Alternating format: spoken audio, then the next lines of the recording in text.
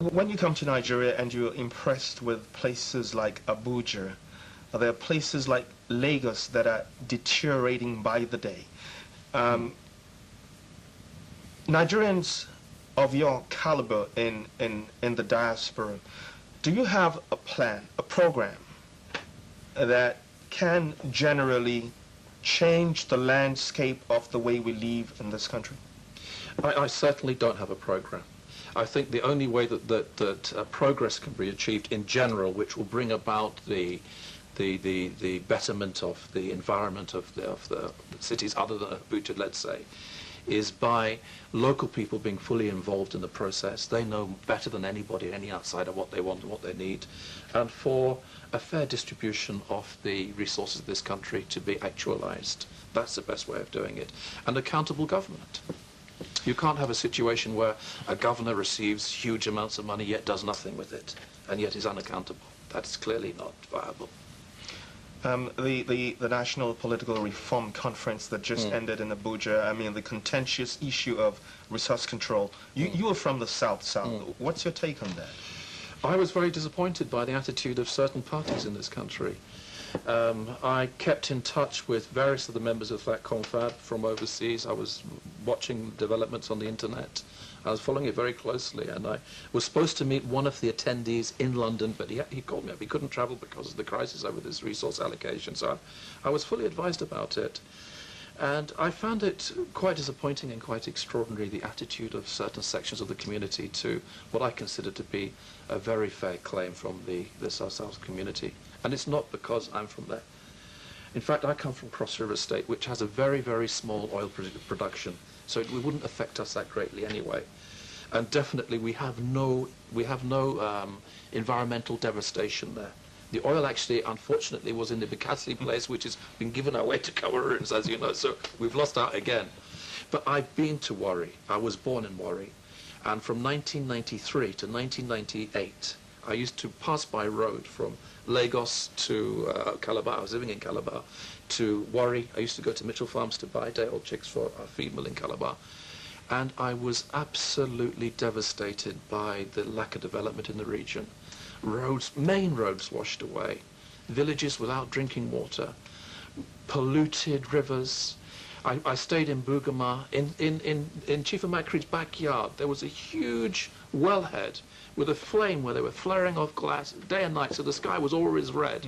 And yet I heard in London, a Shell representative said, oh, he's never heard of that situation. Well, he might not have heard about it, but I saw it and I experienced it, and that's been going on for 25 years. We've been flaring off for 25 years now. The same amount of gas that Pakistan, a country of 100 million people, consumes in one day, we've been burning into the sky in one day.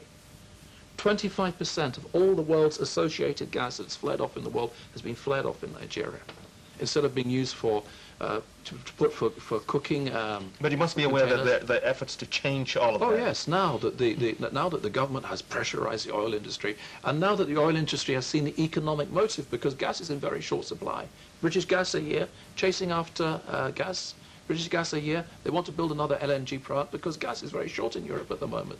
So now they've seen the wisdom of using that resource. But can you imagine, for the past 25 years, this is what they've been doing here? And it's frankly unacceptable. Now, you feel devastated when you see the physical environment in the Delta area. And, well, as you must also know, there is this agitation, if I might put it that way, by the South that it's their turn now to produce the leadership in the country. How do you read that? Well, why not? I mean, why not? Absolutely. There's a pure logic in it, and if you'd like me to go into detail, I can. Number one, nobody from that part of the country has ever maintained that position. Number two, the way I see Nigerian politics, there's always this fear amongst the big three that if a president or administration comes from that particular one of those big three, that there'll be nothing left in the administration. They'll fill the ministries with all their own people, etc., etc., etc. So if you pick someone from the South, that fear simply evaporates, because even if a particular presidential candidate from the South decided to put every single member of his village and his family and his area into positions in government, 95% of the positions at the federal level will remain empty for other people. The South-South is not overrepresented in the armed forces, is it? It's not overrepresented in the diplomatic service. It's not overrepresented in finance. Therefore, we're not a threat to any particular interest group in this country. But you're just telling me that you don't have the capability. No, no, no. What I'm saying is that we don't have the population structure. We have the capability. Look at Governor Odili. Look at Leo Lamoke, the job that he's doing in the power sector is incredible. Look at Governor Duke. I know political enemies of Governor Duke that sing his praises. What about the Hebrews? Huh? You can't tell me that we lack the people, that we lack the... What about Chief Horsfall? You can't tell me that we lack the manpower, that we don't have the right person for the job. Yes, the environment is very fragmented politically because of the nature of the geographic and ethnic terrain. So it's very difficult to build, for one man to build a very solid power base. But definitely I don't want to hear the argument that we don't have sufficient individuals of the right caliber. Look at Atedo Peterside. The man's a financial genius. And definitely he would make a more than adequate Minister of Finance, if not a president. Why not a president? Yeah, but we all know that being a financial genius doesn't necessarily translate into a political gladiator. So what of a primary school teacher? What of a military officer? Are you saying that these people are better versed in... Look at the antecedents of some of the people that have led this country. Are you telling me that they have a better able to manage a complex economy like Nigeria, which is integrally linked now to the economic community of the international world? Did Abacha have more skills than Atedo Peterside or Governor Duke? I don't think so. Well, we're talking about governance here. We're talking about the future of the country. We're talking about politics, and you say that particularly in the diaspora, Nigerians in the diaspora are anxious about the political developments in Nigeria, and you were pointing towards 2007. What gives rise to this anxiety?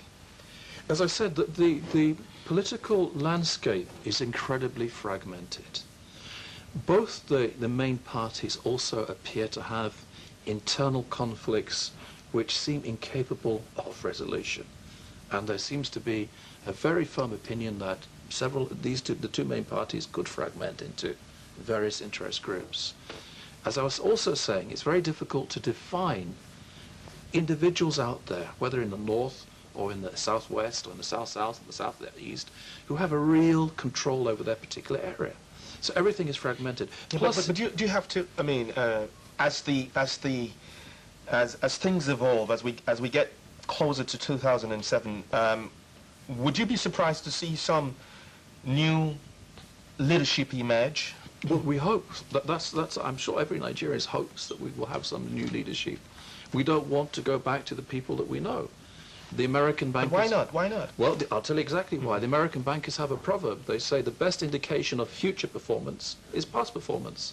So if someone like IBB challenges again, we know what we went through last time with him, and so we should expect to go through the same kind of thing with him again. Well, it depends on what side you're. It depends on whether you benefited or you didn't benefit. Those who benefited would certainly want him to run. Don't you think so? That's clear. We're going to see the adverts already. That's clear. But I don't think that those that want him to run are the vast majority of the people of this country. He had his chance. It's a tragedy. Yeah, that's as Karl Marx said. History repeats itself. The first time it's tragedy, and the second time it's farce. IBB's administration was a tragedy. In your view? Yes, and Abacha's was a farce. That the man had actually, IBB had actually set up a very good transition program. It worked. The two-party system meant that the country didn't fragment into the various ethnic groupings and that we're all forced to work together.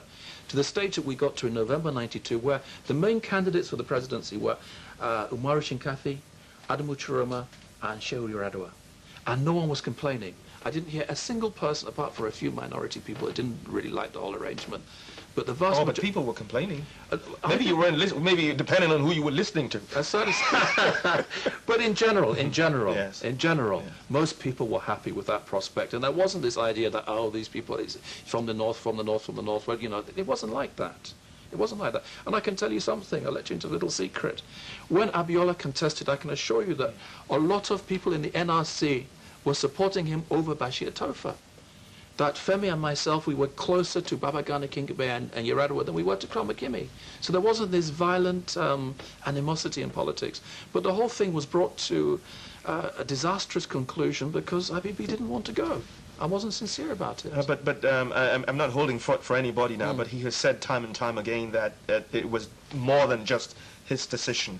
I mean, so anyway, no, well, let me ask this. Let me ask this. The results were inconclusive, but it was generally perceived that Chief Moshood Abiola won. Yes. Now, unfortunately, he didn't leave to manifest his mandate, and in some quarters, that seems to be the reason why the present leadership is there. Now, what critically or dramatically would you say happened with the inability of that mandate being fulfilled by Chief Abiola?